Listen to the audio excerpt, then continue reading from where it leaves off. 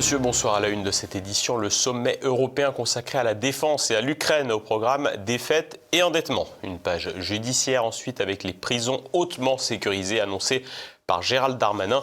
Encore de la poudre aux yeux. Nous évoquerons enfin la santé du pape François et les perspectives à court terme pour la direction de la Cité du Vatican. Un sommet pour entériner la défaite et faire payer le contribuable. Les États membres se sont retrouvés à Bruxelles jeudi pour causer guerre en Ukraine. Nicolas de Lamberterie.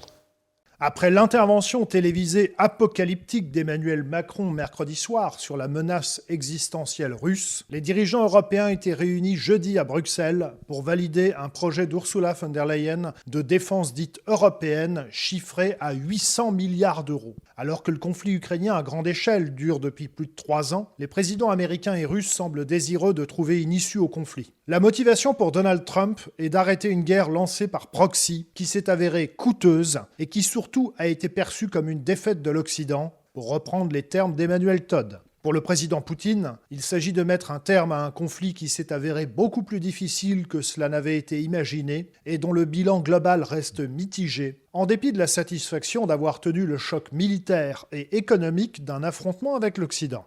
Mais pour les dirigeants des grands perdants de ce conflit, c'est-à-dire l'Ukraine et l'Europe, en l'état actuel des choses, pas question d'arrêter la guerre. Cette dernière, qui semble pourtant impossible à être gagnée selon les objectifs qu'ils prétendent poursuivre, à savoir récupérer l'intégralité des territoires ukrainiens occupés et annexés par la Russie, cela constitue aussi la roue de secours de leur provisoire survie politique. C'est ainsi que désormais, les Européens entendent investir des sommes gigantesques dans leur défense, alors que, faut-il le rappeler, le remboursement de l'emprunt du prétendu plan de relance Covid de 750 milliards d'euros n'a pas encore commencé. Concrètement, dans la façon dont la communication présente ce projet aux Français, on laisse entendre que cela entraînera une relance de l'industrie de défense française et européenne. C'est d'ailleurs cette douce illusion d'une future défense européenne que le Premier ministre François Bayrou a évoquée à l'Assemblée nationale. Il s'agit de réunir tous les moyens possibles pour se substituer autant que possible à une aide internationale qui aurait été arrêtée. Mais au-delà de cela, et en souhaitant que notre soutien permette à l'Ukraine de résister, au-delà de cela, il nous faut bâtir, nous, une défense européenne. Mais la réalité est totalement différente. Il suffit d'écouter attentivement les propos d'Ursula von der Leyen, qui a présenté l'avantage de passer par l'échelon européen comme permettant de passer des commandes groupées dans le but d'envoyer très rapidement du matériel militaire à l'Ukraine. En clair, en France, on prétend espérer relancer l'industrie de défense, mais à Bruxelles et Berlin, les choses sont claires. On s'endette pour acheter immédiatement du matériel et l'envoyer à l'Ukraine. Et sans le dire, ce sont de nouveau les États-Unis qui en seront les principaux bénéficiaires, puisque c'est sans doute à eux que l'essentiel du matériel sera acheté. Une forme de nouvel impôt impérial qui ne dit pas son nom et qui est habilement masqué par la critique des nouvelles orientations géopolitiques de Donald Trump. We will of course continue working closely with our partners in NATO. This will help member states to pool demand and to buy together.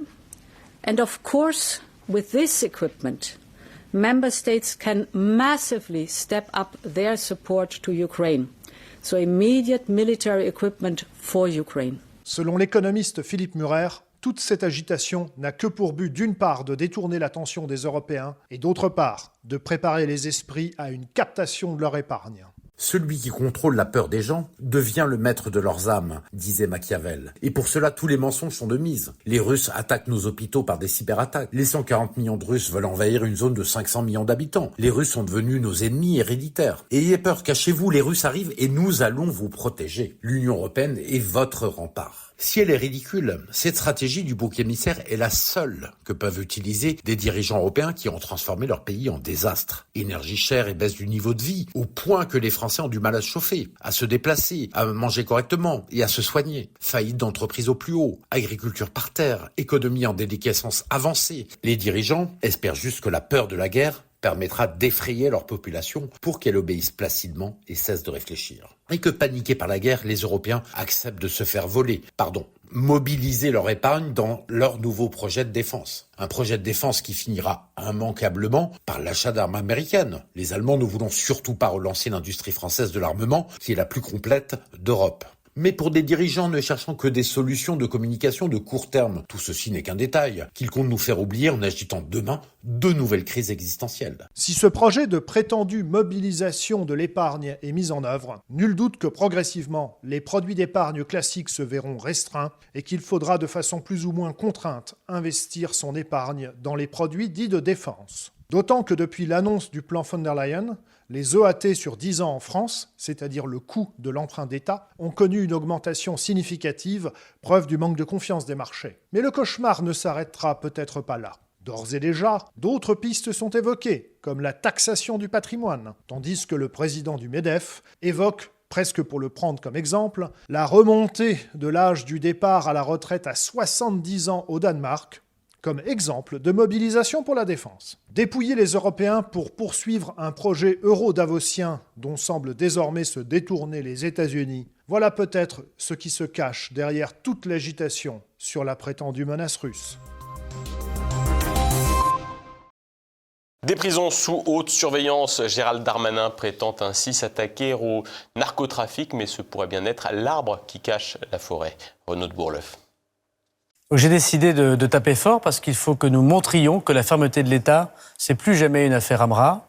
Et donc nous aurons 2 établissements de haute sécurité cette année. Gérald Darmanin veut montrer les muscles face à la nouvelle French Connection. Selon l'annonce jeudi soir du ministre de la Justice, il y aura 2 établissements pénitentiaires, et non un comme attendu, qui accueilleront avant la fin de l'année 2025 les 200 narcotrafiquants considérés comme les plus dangereux du pays. La moitié sera placée le 31 juillet à Vendin-le-Vieil dans le Pas-de-Calais et le reste le 15 octobre à Condé-sur-Sarthe dans l'Orne. Plus tôt dans la semaine, Gérald Darmanin était revenu sur ce projet à l'Assemblée nationale. Un régime de détention particulier, c'est les amendements que j'ai introduits dans des prisons particulières, qui n'a pas besoin de la loi pour être créé. Aujourd'hui, dans les prisons françaises, nous avons 17 000 détenus pour criminalité organisée en lien avec le trafic de stupéfiants, ce qui fait évidemment un contentieux très, très important. Ces détenus se partageant entre la détention provisoire en attente d'être jugés et les condamnés pour peine. Il ne s'agit pas de mettre les 17 000 détenus, si je ne prends que le nombre de personnes qui sont aujourd'hui dans les prisons françaises. Gérald Darmanin est donc loin d'avoir gagné la guerre contre le narcotrafic, mais il vante tout de même son projet. À 360 degrés, quelle est la dangerosité d'une personne ? Ça, c'est très important.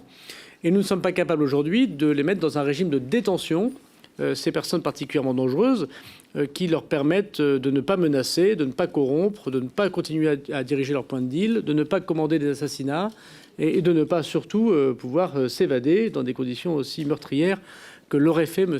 Amra. Il s'agit donc d'imaginer des prisons de haute sécurité afin de ne pas les mélanger avec l'essentiel des autres détenus. On parle de 600 à 800 personnes sur les 82 000 détenus. Concrètement, à quel régime d'exception ces 200 prisonniers seront-ils soumis ? D'abord, Gérald Darmanin a parlé d'un renforcement des moyens techniques pour empêcher toute forme de communication avec l'extérieur. Les détails n'ont pas été donnés, mais le garde des Sceaux a donné en exemple l'installation de caillebotis aux fenêtres afin d'empêcher le passage d'objets venus de l'extérieur. Des salles de visioconférence seront mises en place afin que les détenus ne sortent jamais, même pour une convocation dans un tribunal. Les détenus auront un accès limité au téléphone et un système de sécurisation des communications sera instauré pour éviter les attaques cyber. Parce qu'il ne s'agit pas simplement d'une prison, mais d'un nouveau régime de détention, beaucoup plus strict. Pendant ce temps, qu'en est-il des 17 000 autres détenus pour narcotrafic ? Dans les prisons françaises, les criminels poursuivent leur trafic depuis leur prison et parfois commandent des meurtres. Le phénomène a été mis sur le devant de la scène en octobre dernier. À Luynes, dans les Bouches-du-Rhône, un trafiquant avait commandité par téléphone un assassinat depuis sa cellule du quartier d'isolement et appelé la police pour dénoncer le tueur à gages qu'il avait recruté pour exécuter ses ordres. Ainsi, dans la prison de Luynes, une mission d'inspection avait constaté que les détenus ont très souvent des téléphones portables dans leurs cellules. D'autre part, ils reçoivent des marchandises qui sont introduites lors des parloirs, par des projections depuis l'extérieur ou même par des drones. Un autre exemple récent est celui de Mohamed Amra, récemment arrêté en Roumanie 9 mois après son évasion lors d'un transfert. Selon certains éléments d'enquête, il aurait organisé lui-même son évasion en contactant ses complices depuis sa cellule.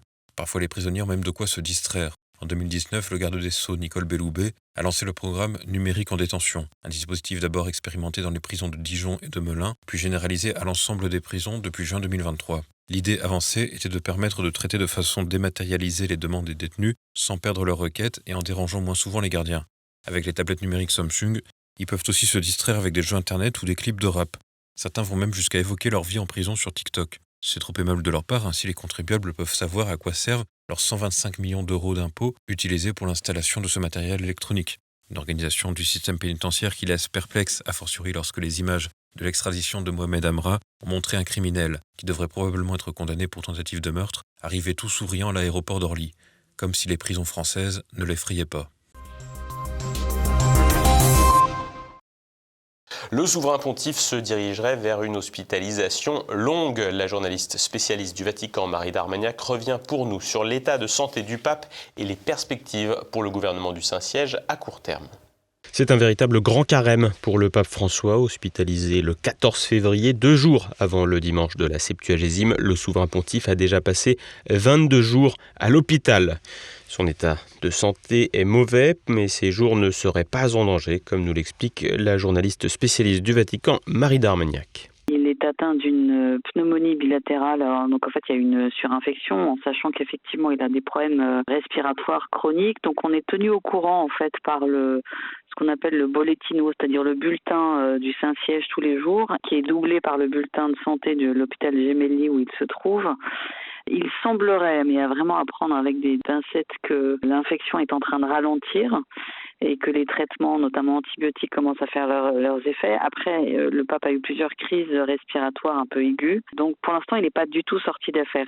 Pas sorti d'affaire, le pape François pourrait manquer une partie des événements prévus pour le jubilé de 2025, également nommé Jubilé de l'Espérance, une année sainte de l'Église qu'il a décrétée et qui doit se dérouler jusqu'au 6 janvier 2026. Les soucis de santé de l'évêque de Rome pourraient bouleverser un peu le gouvernement de l'Église alors que l'actuel pape dirigeait l'institution de manière très centralisée. L'administration de la curie devrait ainsi prendre le relais. S'il s'en sort, en fait, il y aura quand même beaucoup de séances de rééducation et un long temps de repos. Donc, j'ai lu à droite à gauche, notamment dans la presse italienne, que s'il retourne au Vatican, ce sera la rééducation, le rétablissement, la convalescence seront longs. Donc, il ne va pas reprendre le rythme d'avant qui était objectivement effréné pour quelqu'un de 88 ans et qui n'a pas une santé absolument extraordinaire. Le rythme sera franchement au ralenti, mais le gouvernement est assuré par notamment le cardinal secrétaire d'État, le cardinal Parolin, le gouverneur du Vatican, et puis tous les dicastères, toute l'administration du Vatican, qui est une machine, l'administration du Saint-Siège, qui est une machine extrêmement bien huilée et rodée. Il n'est même pas sûr qu'il soit là pour la messe de Pâques, en fait. Parce que franchement, il est vraiment malade. Donc il y aura, si vous voulez, une façon de gouverner un peu au ralenti, mais qui sera de sa part. Mais si vous voulez, il sera tout à fait secondé par son équipe, par la curie et par les différents dicastères. Une transition avant un nouveau conclave provoqué par le décès ou plus improbable par la démission du pape, ou simplement une pause dans le pontificat de celui qui est pape depuis bientôt 12 ans. Difficile pour l'heure de se projeter. Quoi qu'il en soit, à 88 ans, le pape François pourrait sortir affaibli de cette maladie et devrait être amené à se reposer sur les dicastères, c'est-à-dire l'équivalent de nos ministères au Vatican. Le cardinal italien Pietro Parolin, secrétaire d'État au Saint-Siège, pourrait également prendre un peu plus de place. En cas de décès du souverain pontife, une période de deuil de 9 jours sera décrétée dans l'ensemble de la cité du Vatican, conformément à la tradition. Celle-ci est connue sous le nom de Novem Diale ou Novem Diales, ou encore des 9 jours saints. À la mort du pape, les pouvoirs sont confiés au collège des cardinaux. 2 à 3 semaines après le décès, le conclave, c'est-à-dire l'assemblée des cardinaux, se réunit. Les 120 cardinaux de moins de 80 ans doivent alors élire le futur pape à bulletin secret et dans un lieu coupé du monde. Pour être élu, un cardinal doit recueillir au moins 2/3 des voix. Les votes s'enchaînent jusqu'à désigner l'élu. À chaque vote, les bulletins sont brûlés. La fumée est noire si le vote est infructueux, blanche si un nouveau souverain pontife est désigné. Déjà, dans la presse, partout dans le monde, des papabilés, c'est-à-dire des cardinaux qui semblent éligibles au trône de Pierre, sont cités. Reste que pour l'heure, le pape François demeure le chef de l'État du Vatican. Passons à présent à l'actualité. En bref. Je suis élue à Lille depuis 30 ans.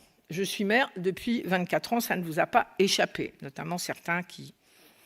Il serait temps qu'elle dégage. Bon, oui. Elle s'en va. Martine Aubry, maire de Lille depuis 24 ans, a annoncé dans un entretien au Monde paru jeudi qu'elle quittera ses fonctions mi-mars 2025, soit un an avant les municipales de 2026. La maire des 35 heures, âgée de 74 ans, laisse une ville rongée par l'insécurité et un conseil municipal marqué par son autoritarisme.